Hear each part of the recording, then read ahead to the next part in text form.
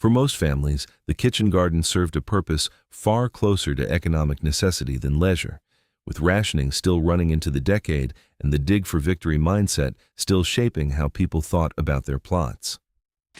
At the height of the wartime effort, nearly 1.75 million allotments had been active across the country, producing 1.3 million tons of food in total, and that culture of growing out of need had not simply vanished when the bombs stopped falling.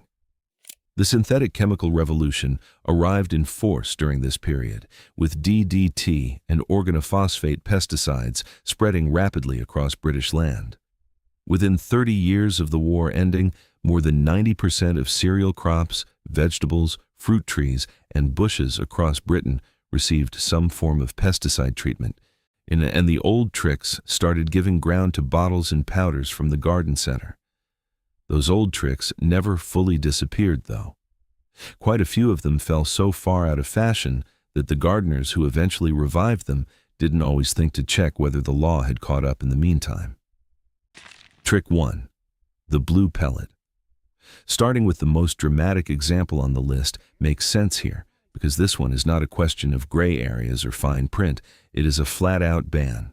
For decades, the little blue slug pellet sat in sheds across Britain as standard gardening kit, and for understandable reasons. Britain carries an extraordinary slug burden, with the average garden holding as many as 20,000 of them, around 200 per square meter. Metaldehyde pellets killed slugs efficiently. Now every hardware shop stocked them, and most gardeners never thought twice about reaching for the box. The problem had been building for years, though, with evidence of damage to wildlife accumulating steadily in the background. DEFRA, the government department responsible for farming and the environment, first announced a ban on metaldehyde products in 2019. That initial ban was overturned on a procedural technicality, but DEFRA reinstated it in full, and from April 2022, it became illegal to sell, supply, or use metaldehyde slug pellets outdoors anywhere in the UK. A box sitting at the back of the shed right now is not just out of date. Using it is against the law. Trick 2. The beer trap. Since metaldehyde pellets came up first, the beer trap deserves its proper moment here because it predates the blue pellet entirely. Meg coexisted with it during the chemical era and outlasted it. The method is simple: a shallow container, a jam jar, or a margarine tub sunk into the soil so the rim sits just above ground level and filled about a third full with cheap beer. Slugs follow the scent of the yeast overnight, fall in, and cannot get back out. Morning brings the unpleasant task of emptying and resetting, but the technique works. The RHS recommends it, no legal issue attaches to it, and given that the most popular alternative was banned in 2022, the beer trap has seen a genuine resurgence among gardeners who remember it from their parents' time. That particular piece of inherited knowledge turned out to be more durable than the chemical it spent several decades competing with. And Trick 3. The nicotine spray. Here the territory shifts from clear-cut to genuinely complicated, and the complication is worth explaining carefully rather than glossing over. In the 1950s, home gardeners made insect sprays from tobacco leaves steeped in water because nicotine kills aphids, whitefly, and other small pests efficiently. Similar preparations were made from rhubarb leaves, which contain oxalic acid, and from elder leaves steeped in water. These were common, cheap, and effective, and no one thought twice about mixing them up. Under current UK law, any substance applied to plants as a pesticide must be a registered product. A homemade spray, even one made entirely from natural ingredients, sits outside that registration system and is therefore technically an unlicensed pesticide. Whether the ingredients came from the garden or the kitchen cupboard, the same rule applies to nicotine sprays, rhubarb leaf preparations, elder water, and similar mixtures. Honesty about what this means in practice matters here. No documented prosecution exists of a British home gardener for making a rhubarb leaf spray, and enforcement against private individuals on this specific point appears to be non-existent. But your grandparents were operating in a world where that legal position had not yet been written. They were not breaking any rules because the rules were not yet there. Trick 4. Companion planting. Back to something entirely straightforward, and something the 1950s gardener practiced almost without consciously naming it as a technique. Placing particular plants alongside each other because one deters the pests that trouble the other is the whole principle. Marigolds near tomatoes to repel insects, basil near brassicas for similar effect, strong-smelling herbs planted through a vegetable patch to mask the scent trails that pests navigate by. Monoculture replaced this approach from the 1950s onward, both in commercial agriculture and in the advice filtering down through magazines and radio broadcasts. A single crop in a single bed suited the chemical model well, and the companies producing pesticides had every commercial incentive to promote that approach. Companion planting never stopped working, though. The RHS recommends it now as actively as any other method. It costs nothing to implement, and the plants themselves have no awareness of the decades they spent out of fashion. Trick 5. Encouraging natural predators. This connects directly to companion planting, because the 1950s allotment holder thought of the whole garden as a working system rather than a collection of separate problems to spray at individually. Hedgehogs, frogs, slow worms, ground beetles, and birds all eat slugs and other pests. A garden that provides habitat for those creatures, a log pile in a corner, a small pond, a patch of rough grass, handles a portion of its own pest problem without any intervention from the gardener at all. And then the evidence arrived that the chemical alternative was doing serious damage. Between 1956 and 1961, significant numbers of birds turned up dead across Britain, principally seed-eating species like wood pigeons, no pheasants, and partridges. The winter of 1959 and 1960 added around 1,300 dead foxes to the count, along with farm dogs, cats, and badgers. Investigators traced the deaths back to dieldrin, a pesticide used as a seed dressing on arable crops. The instinct to keep frogs in the garden and leave a corner untouched for the hedgehog had not been sentimentality. It had been sound practice the whole time. Trick 6. Comfrey liquid feed. The soil fertility section of this list starts with one of the most specific and well-documented stories in British gardening history, rooted in a particular patch of ground in Essex. Comfrey grows tall and puts down deep roots that pull nutrients up from well below the surface, cut the leaves, and steep them in water. And what results is a rich liquid feed that does the same job as a commercial fertilizer product, at no cost and with no trip to the garden center required. The plant grows back, and the process repeats every growing season indefinitely. In 1954, a keen organic grower named Lawrence Hills began experimenting with comfrey as a fertilizer in Bocking, Essex, and that patch of ground became the founding work of what eventually grew into Garden Organic, the UK's leading organic growing charity. Hills did not invent comfrey feed, but he documented it with enough rigor to turn a folk practice into something gardeners across the country could rely on and replicate. No legal complication attaches to any of this. The RHS recommends it, Garden Organic champions it, and the only honest warning concerns the smell, which is genuinely unpleasant. But it works. Trick 7. Nettle tea. The same principle applies here, but the raw material is something most British gardens produce in abundance, whether the gardener wants it or not. Nettles run high in nitrogen, which makes the liquid produced from steeping them particularly useful for leafy crops and for giving plants an early season push. A large batch of cut nettles goes into water, steeps for a couple of weeks, and the resulting concentrate gets diluted before going onto the soil. The 1950s allotment holder would not have thought of this as a technique with a name. It was simply what you did with the nettles you had cleared from the corner of the plot. Completely legal, completely free, and the smell is, again, a test of commitment.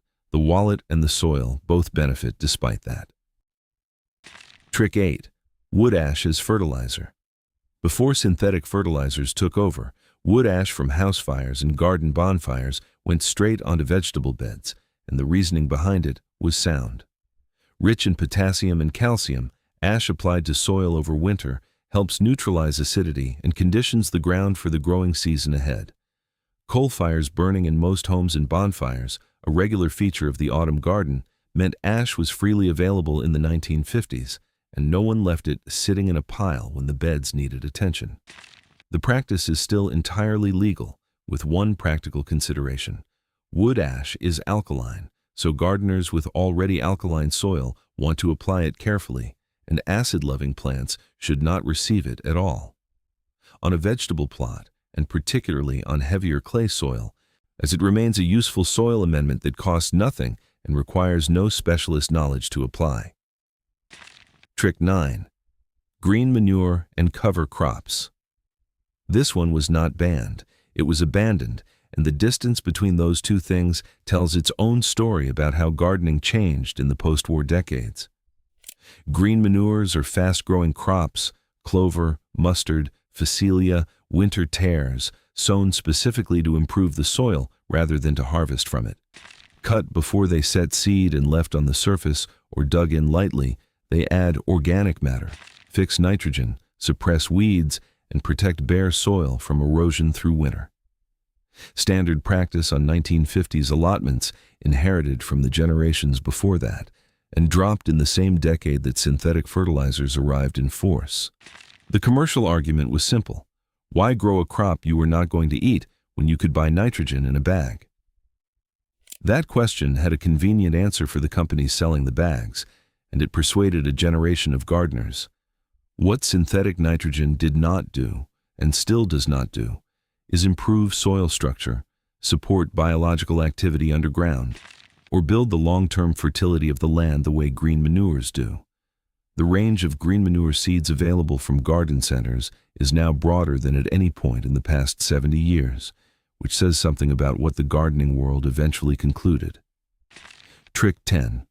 Crop rotation. Every serious allotment holder in the 1950s rotated crops as a matter of course, and the logic behind the practice has not shifted in the slightest. Different plant families draw different nutrients from the soil and create different vulnerabilities to pests and disease.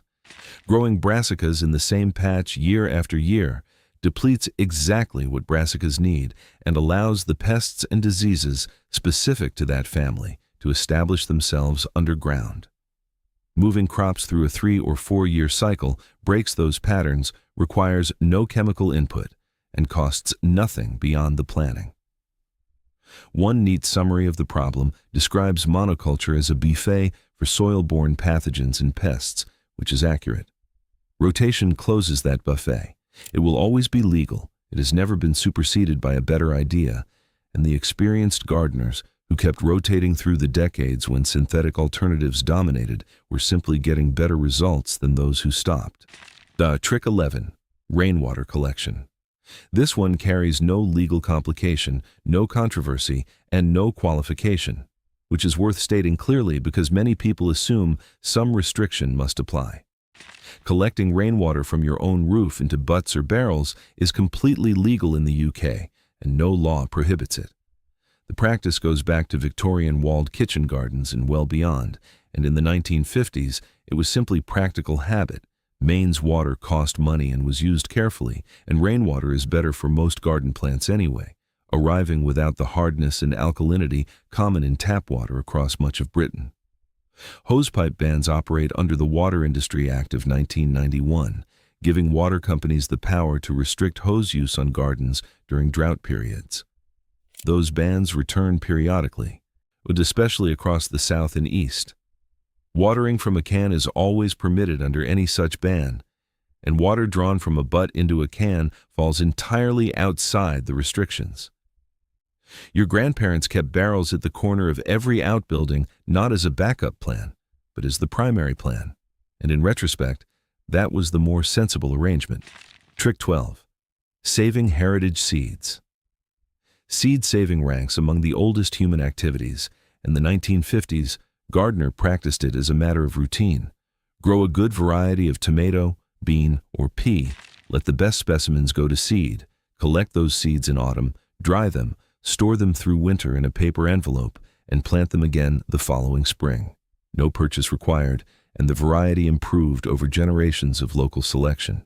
Yet legislation introduced in the 1970s changed the commercial side of seed trading significantly, making it illegal to market seeds commercially of varieties not included on the UK National List or the European Common Catalogue. The law aimed primarily at commercial sellers rather than home gardeners, but the effect on heritage varieties was real. Varieties that didn't meet commercial thresholds disappeared from the market, and with them from many gardens across the country. Lawrence Hills of Garden Organic understood what was being lost, and in 1975 he established the Heritage Seed Library, which now protects hundreds of rare vegetable varieties that would otherwise have been gone entirely. The key legal distinction is between saving seeds for personal use, which remains legal, and selling unlisted varieties commercially, which does not. The paper envelope of saved bean seeds kept in the kitchen drawer through winter sits firmly on the legal side of that line, and the varieties worth saving are the ones your grandparents selected over generations for flavor and local growing conditions, not the ones bred for uniformity on a supermarket shelf. Trick 13. Leaf mold. No legal dimension applies here, and the technique requires more patience than skill, which puts it in a category of its own on this list. Fallen autumn leaves collected and stacked in a simple wire enclosure break down over 1 to 2 years into a crumbly material that improves soil structure considerably.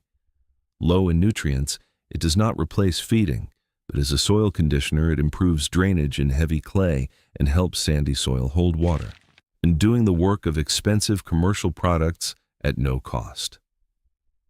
In the 1950s, leaf mold was what happened in the corner of the garden where the autumn raking finished. Every serious gardening organization in Britain recommends it now. The leaves arrive for free every October. The enclosure takes an afternoon to build from a roll of wire. What emerges 2 years later is excellent. Trick 14. Peat-based compost.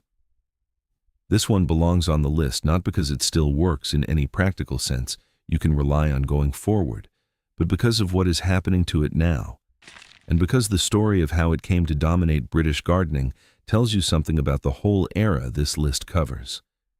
Peat became the standard growing medium from the 1950s onward, reliable, consistent, and cheap to produce from extraction across Britain's peatlands. And it filled every grow bag and bag of compost in every garden center in the country for decades. Your grandparents used it, your parents used it, many people still reach for it by habit. The cost of those decades of extraction has been considerable. UK peatlands hold more carbon than the forests of the United Kingdom, France, and Germany combined, and since 1990 alone, extraction has released up to 31 million tons of carbon dioxide into the atmosphere. More than 80% of the UK's peatlands are now degraded. The government's response operates on a phased basis.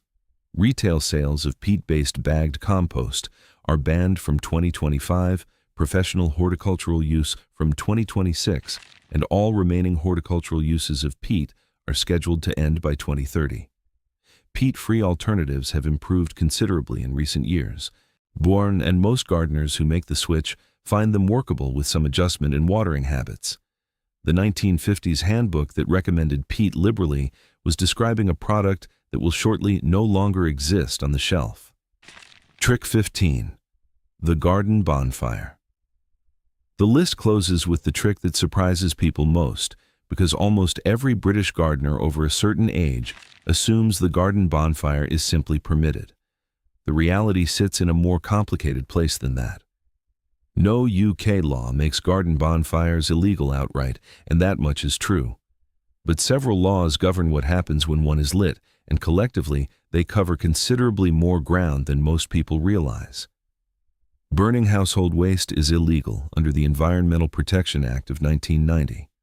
Garden waste is distinct from household waste in legal terms, but if treated wood, packaging, or anything mixed with domestic rubbish goes onto the fire, that distinction collapses.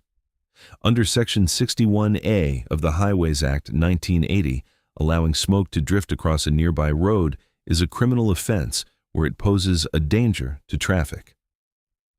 A bonfire that creates a persistent nuisance for neighbors can be treated as a statutory nuisance under the same Environmental Protection Act, carrying fines of up to £50,000.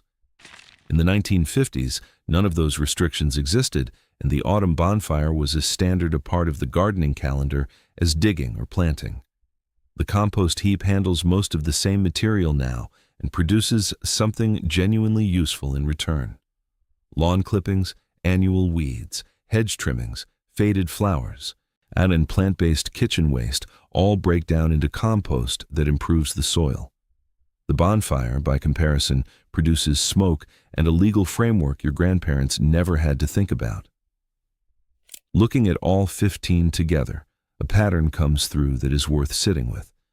Some of these practices were restricted or banned because they caused real harm. The wildlife deaths of the late 1950s were not a minor incident, and what they pointed toward took years to fully reckon with. The degradation of Britain's peatlands has been happening on a scale that only became clear decades after the extraction began. Those regulations came from somewhere, and what they came from was evidence. The comfrey feed, the crop rotation, the companion planting, the nettle tea, the beer trap, the rainwater butt. None of those were made illegal. They fell out of fashion, replaced by products that required repeat purchasing and generated income for the companies selling them, and the knowledge itself was simply set aside rather than disproved. In 1954, Lawrence Hills started his comfrey experiments in a patch of ground in Bocking, Essex. In 1957, Gardener's Question Time began broadcasting on Sunday afternoons. Knowledge was being shared and passed along, and much of what was being shared then still holds up entirely. The gardeners who came of age in the 1950s learned to observe, to rotate, to save, to feed the soil rather than just the plant, and to work with what the garden already contained rather than against it, not from any particular philosophy, but because the alternatives either did not exist yet or cost more than they could justify spending. More choices arrived later. Not all of them turned out to be improvements.